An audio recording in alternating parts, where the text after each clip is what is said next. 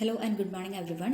നമ്മൾ ഇന്നലെ market സെഗ്മെൻറ്റേഷൻ്റെ meaning, definition, അതുപോലെ തന്നെ ഇതിൻ്റെ ക്രൈറ്റീരിയ, മാർക്കറ്റ് സെഗ്മെൻറ്റേഷൻ നടത്തുന്ന സമയത്ത് എന്തൊക്കെ ക്രൈറ്റീരിയാസ് ആണ് ഫോളോ ചെയ്യേണ്ടത് അത് ഡിസ്കസ് ചെയ്തു. പിന്നെ അതുപോലെ തന്നെ അതിൻ്റെ അഡ്വാൻറ്റേജസ് ഡിസ്കസ് ചെയ്തു. ഇനി ഇതിൻ്റെ ലിമിറ്റേഷൻസ് നമ്മൾ ഇന്നലെ ഡിസ്കസ് ചെയ്യാതെ പോയതാണ്. അപ്പോൾ അത് ലിമിറ്റേഷൻസ് എന്തൊക്കെയായിരിക്കും ഈ ഒരു മാർക്കറ്റ് സെഗ്മെൻറ്റേഷൻ്റെ ലിമിറ്റേഷൻസ് ആയിട്ട് വരുന്നത്? ഇതാണ് ലിമിറ്റേഷൻസ് ഓഫ് മാർക്കറ്റ് സെഗ്മെൻറ്റേഷൻ വരുന്നത്. It is A difficult task. Market segmentation എന്ന് പറയുന്നത് ഒരു ഡിഫിക്കൽട്ട് ടാസ്ക്കാണ്. നമ്മൾ ഒരു ഗ്രൂപ്പിനെ ഐഡൻറ്റിഫൈ ചെയ്യണം, എന്നിട്ട് അവർക്ക് വേണ്ടിയിട്ട് കുറച്ച് അല്ലെങ്കിൽ അവരുടെ നീഡ്സിനെ സാറ്റിസ്ഫൈ ചെയ്യുന്ന തരത്തിലുള്ള പ്രൊഡക്ട്സ് പ്രൊഡ്യൂസ് ചെയ്യണം, അത് മാർക്കറ്റിലേക്ക് എത്തിക്കണം. ഇതൊക്കെ ഒരു ഡിഫിക്കൽട്ടായിട്ടുള്ള ഒരു ടാസ്ക്കാണ്. അതായത് ഒരു കുറച്ച് ടൈം കൺസ്യൂമിങ് ആയിട്ടുള്ള ഒരു ടാസ്ക്കാണ്. അതുപോലെ തന്നെ അത് പെർഫോം ചെയ്യാനായിട്ട് കുറച്ച് ഡിഫിക്കൽട്ടാണ് ആ ഒരു ടാസ്ക് എന്ന് പറയുന്നത്. അതാണ് ഒരു ലിമിറ്റേഷൻ എന്ന് പറയുന്നത്. It involves heavy expenditure on research and development. നമ്മൾ ഒരു പെർട്ടിക്കുലർ ഗ്രൂപ്പിനായിട്ട് പ്രൊഡക്ട്സ് ഡിസൈൻ ചെയ്യണം, പിന്നെ അതുപോലെ തന്നെ അവരിലേക്ക് ഈ സാധനങ്ങളൊക്കെ എത്തിക്കണം. അപ്പോൾ അതൊക്കെ എന്ന് പറഞ്ഞു കഴിഞ്ഞാൽ ഹെവി എക്സ്പെൻഡിച്ചർ വരുന്ന കാര്യമാണ്. റിസർച്ച് ആൻഡ് ഡെവലപ്മെൻറ്റ് കേസിൽ നല്ല എക്സ്പെൻഡിച്ചർ വരും, പിന്നെ അതുപോലെ തന്നെ മാനേജ്മെൻറ്റിന് നല്ല എക്സ്പെൻഡിച്ചർ വരും. അതായത് ഈ കാര്യങ്ങളൊക്കെ നമ്മൾ മാനേജ് ചെയ്യണമല്ലോ. അവർ ഒരു പെർട്ടിക്കുലർ ഗ്രൂപ്പിനെ സാറ്റിസ്ഫൈ ചെയ്യുന്ന തരത്തിൽ പ്രൊഡക്റ്റ് ഡിസൈൻ ചെയ്യണം, അത് അവരിലേക്ക് ശരിയായ രീതിയിൽ കമ്മ്യൂണിക്കേറ്റ് ചെയ്യണം.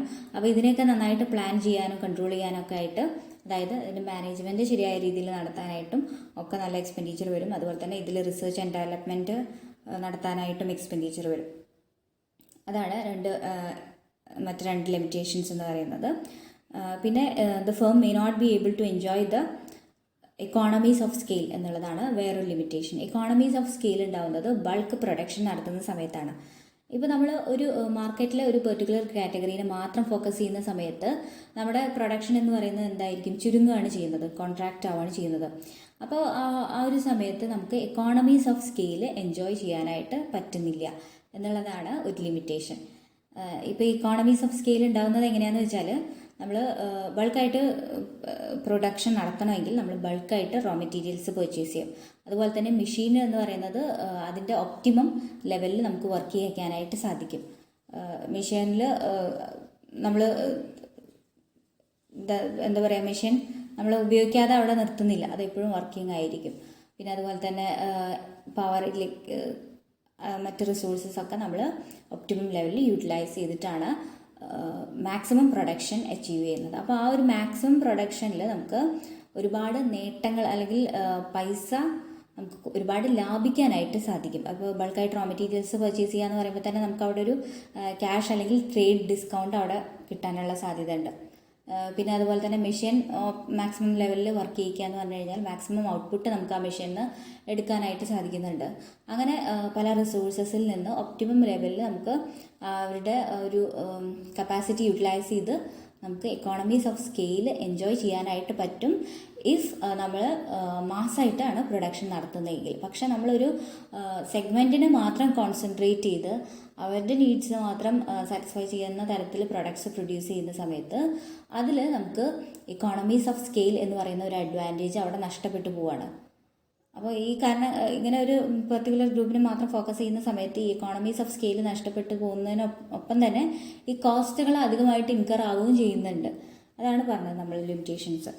പിന്നെ ഹെവി പ്രൊമോഷൻ എക്സ്പെൻഡിച്ചർ വരാനുള്ള സാധ്യത ഉണ്ട്.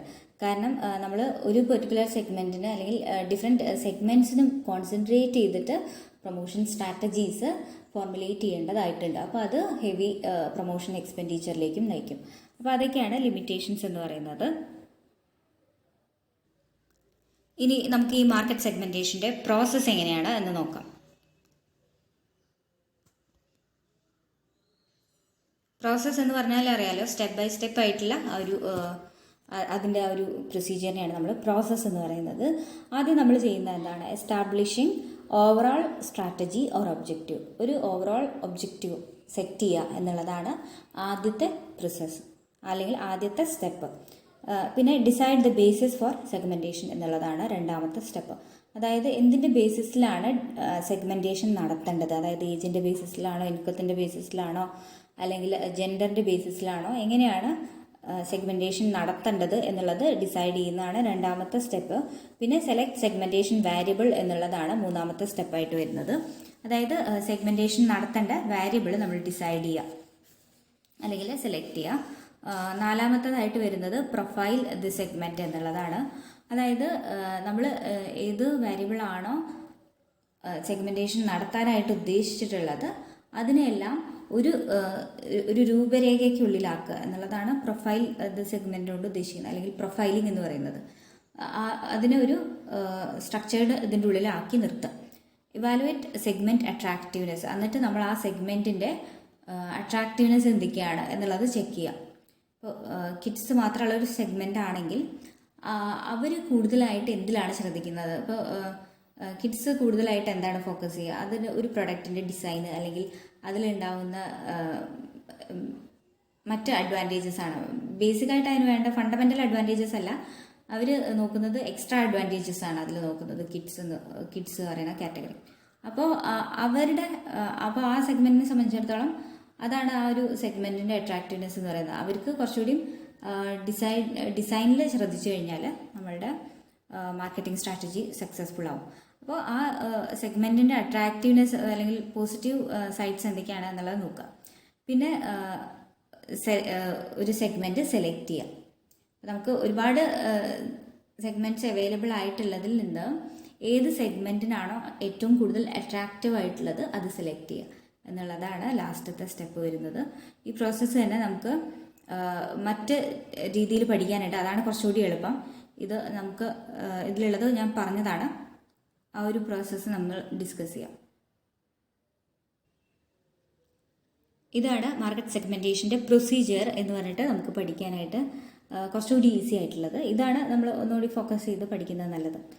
ആദ്യത്തേത് എന്താണ്? സർവേ എന്നുള്ളതാണ്. സർവേ എന്നുള്ളത് നിങ്ങൾ ഒരുപാട് കേട്ടിട്ടുള്ള ഒരു കാര്യമായിരിക്കും. അതിൽ ക്വസ്റ്റനെയർസ് ഒക്കെ കൊടുത്തിട്ട് നമ്മൾ ആളുകളോട് അതിൽ പൂരിപ്പിക്കാനായിട്ട് പറയണം. ഒരു പെർട്ടിക്കുലർ കൺസേൺ അല്ലെങ്കിൽ ഒരു പെർട്ടിക്കുലർ കാര്യത്തിനെ കുറിച്ച് നമ്മൾ ആളുകളോട് ചോദിച്ചറിഞ്ഞ് അതിൽ ഫില്ലപ്പ് ചെയ്ത് എടുക്കുന്നതിനെയാണ് നമ്മൾ സർവേ എന്നുകൊണ്ട് പറയുന്നത്. അപ്പോൾ ഇതിൽ നമ്മൾ ഉപയോഗിക്കുന്നത് റിസർച്ച് ചെയ്യുകയാണ് ചെയ്യുന്നത്. അപ്പോൾ ഇതിൽ നമ്മൾ ക്വസ്റ്റനെയർസ് ഒക്കെ ഉപയോഗിച്ചിട്ട് ഡാറ്റ കളക്ട് ചെയ്യുകയാണ് ഇവിടെ ചെയ്യുന്നത്. കസ്റ്റമേഴ്സിൻ്റെ പ്രിഫറൻസസ് എന്തൊക്കെയാണ്, അവരുടെ ആറ്റിറ്റ്യൂഡ് എന്തൊക്കെയാണ് എന്നൊക്കെയുള്ളത് ചെക്ക് ചെയ്യാനായിട്ട് ക്വസ്റ്റനെയർസ് കൊടുത്ത് ഡാറ്റ കളക്ട് ചെയ്യുക എന്നുള്ളതാണ് സർവേയിൽ നമ്മൾ ചെയ്യുന്നത്. അത് കഴിഞ്ഞിട്ട് വരുന്നതാണ് അനാലിസിസ്. അനാലിസിസിൽ നമ്മൾ ചെയ്യുന്നത് എന്താണ്? അപ്പോൾ ഈ കളക്ട് ചെയ്ത ഡാറ്റനെ അനലൈസ് ചെയ്യുകയാണ് ചെയ്യുന്നത്. അനലൈസ് ചെയ്യുന്നത് എന്തിനു വേണ്ടിയിട്ടാണ്? ഏതൊക്കെ കസ്റ്റമേഴ്സാണോ കോമൺ ഇൻട്രസ്റ്റ് ഉള്ളത് അവരെ ഒരു ഗ്രൂപ്പായിട്ട് കൺസിഡർ ചെയ്യാൻ വേണ്ടിയിട്ടാണ് നമ്മളിങ്ങനെ അനലൈസ് ചെയ്യുന്നത്. കസ്റ്റമർ ഗ്രൂപ്പ്സിനെ ഐഡൻറ്റിഫൈ ചെയ്യാൻ വേണ്ടിയിട്ട്, കോമൺ ഇൻട്രസ്റ്റ് ഉള്ള കസ്റ്റമർ ഗ്രൂപ്പ്സിനെ ഐഡൻറ്റിഫൈ ചെയ്യാൻ വേണ്ടിയിട്ടാണ് നമ്മളിങ്ങനെ അനാലിസിസ് കണ്ടക്ട് ചെയ്യുന്നത്. പിന്നെ അത് കഴിഞ്ഞാൽ വരുന്നതാണ് പ്രൊഫൈലിംഗ് എന്ന് പറയുന്ന ഒരു സ്റ്റേജ്. നമ്മൾ കസ്റ്റമർ ക്യാരക്ടറിസ്റ്റിക്സിനനുസരിച്ച് കസ്റ്റമർ ഗ്രൂപ്പ്സിനെ ഐഡൻറ്റിഫൈ ചെയ്ത് കഴിഞ്ഞാൽ അതിനെ ബേസ് ചെയ്തിട്ട് നമ്മൾ അവരെ ഒരു പ്രൊഫൈലിലാക്കി നിർത്തുക. അതിനെയാണ് പ്രൊഫൈലിംഗ് എന്ന ഫംഗ്ഷനിൽ അല്ലെങ്കിൽ ആ ഒരു പ്രൊസീജിയറിൽ ഉദ്ദേശിക്കുന്നത്. അവരെ ഒരു പ്രൊഫൈലാക്കുക. ആ ഒരു ക്യാരക്ടറിസ്റ്റിക്സിനെ ബേസ് ചെയ്തിട്ട് ഓരോ സെഗ്മെൻറ്റിന് ഒരു പ്രൊഫൈലാക്കി മാറ്റാം. എന്നിട്ട് ഈ മാർക്കറ്റർക്ക് അല്ലെങ്കിൽ ഈ പ്രൊഡ്യൂസർക്ക് ഡിഫറെൻറ്റ് സെഗ്മെൻറ്റ്സിൽ ഒന്നിനെ മാത്രം ഫോക്കസ് ചെയ്യാം ഒന്നെങ്കിൽ, അല്ലെങ്കിൽ ഡിഫറെൻറ്റ് സെഗ്മെൻറ്റ്സിനെ ഫോക്കസ് ചെയ്യാം. അപ്പോൾ ഇത്രയാണ് മാർക്കറ്റ് സെഗ്മെൻറ്റേഷൻ്റെ പ്രൊസീജിയറായിട്ട് നമുക്ക് പഠിക്കാനുള്ളത്. ഇതാണ് കുറച്ചുകൂടി എളുപ്പമായിട്ടുള്ള ഒരു പ്രൊസീജിയർ എന്ന് പറയുന്നത്. അപ്പോൾ ഇത്രയാണ് നമ്മുടെ ഇന്നത്തെ ടോപ്പിക്ക്. Thank you everyone.